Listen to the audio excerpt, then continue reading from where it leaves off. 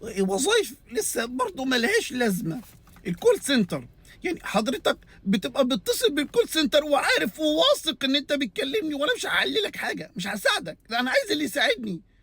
انا عايز كول سنتر يساعدني في اللي انا فيه. يعني انت مش طالب مصباح علاء الدين.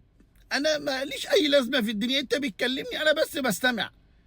وبعدين ما بقاش بكلمك مثلا وانت عايز مني حاجه وفجاه تقول لي دقيقه وتروح بقى تفتح الباب وتاكل العيال. انا ممكن احطك هولد 6 ايام عادي، ما عنديش، مش في افواج قاعده مستنيه بقى لها شهر براجع البيانات.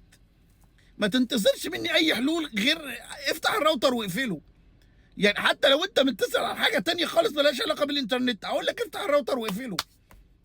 تيجي تقول لي ده تصرف غير بروفيشنال، ما احنا عارفين ان هو غير بروفيشنال. احنا اللي بيشتغل بروفيشنال في الشركه بيفصلوه، ما بيشغلوهوش، بيرفدوه. وتيجي تقول لي انا عايز المدير، مدير عيل اللي يعمل كده؟ هو المدير نفسه قاعد جنبي وبيعمل لي كده، ما تدونيش. ده هو دوت الاداره عندنا.